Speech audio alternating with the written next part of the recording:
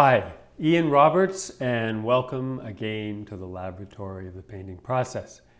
Today I want to talk about form, about structuring three-dimensional illusions on a two-dimensional surface using light and shadow. Now, lots of artists say, oh, I love to paint light. But really what they mean, if they want any dynamism in their painting, is they love to paint light against shadow. That's what gives it its dynamism. And to create an illusion of three dimensions, you do that with black and white, not with color. And I'll show you what I mean. So look at this diagram. On the left, we have a black and white circle with a sense of three-dimensional illusion of form created by light and shadow. And the color circle on the right, in blue and green, they're both the same value, and there's no sense of form. You can, of course, gradate the value of the color, but the color itself does not create form. So let's look at the role that shadows play in creating form. Here we see a sphere surrounded by several light sources, and it's eliminating all shadow and all sense of form. It looks just like a flat disk, like that blue and white circle. And I find when students approach me about problems with still life, as often as not, they're not getting a sense of form because they have too many light sources. So in this image, we now have one stronger light source coming in from one side, and we start to get a sense of form. But then if we just have only one light source from one direction, we get a really strong sense of form. This is the most dramatic, and it's also in many ways the easiest to paint because it's more design-driven and less subject-driven. There's less rendering to sort of make it look like something. Light and shadow create form. So let's talk about using value masses so that we can create a design-driven composition. You can set up a still life where there are no shadows, but there's still value masses of light and dark based on the local value of the thing you're painting. But it'll be far more interesting if we feel the forms of the objects because of light and shadow, because we're recreating the sense of three-dimensional illusion. In this example, the objects are matte.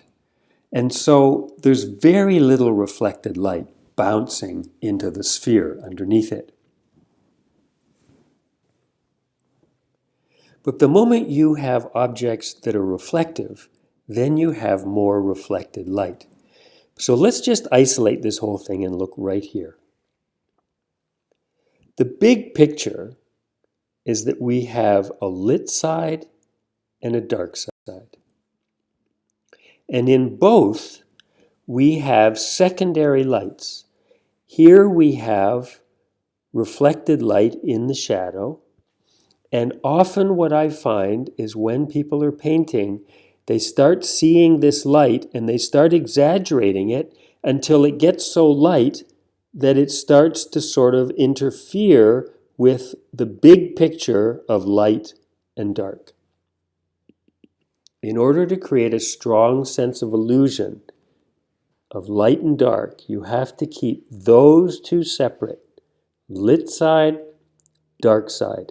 And that even though this is lighter, there is nothing in this reflection that is as light as the lit side.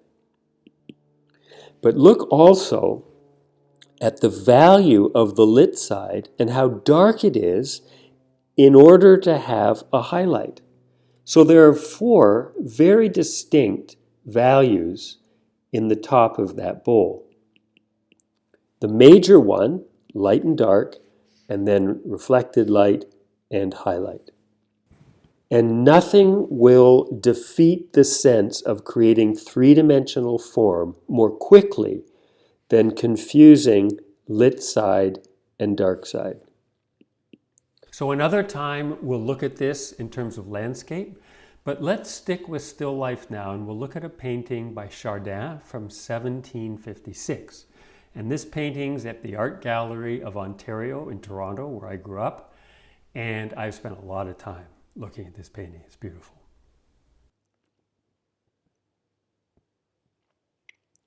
There's a texture and a quality to the way Chardin paints. You can sort of see it here, where he just seems to love to put paint on a canvas and put layers and layers of paint on that just gets so beautiful. I love the way that little section there is painted.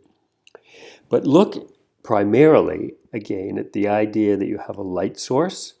It's hitting the top and the side of this, and so there's a lit side and a dark side. But then you also see it here.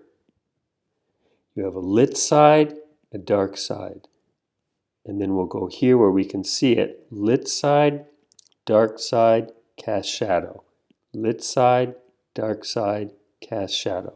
All the way through there. And that's what's creating the sense of illusion. And then he's got this beautiful motion down here, down through here, across. The lightest light is right there. Back up into the dark, which is dark against the light here.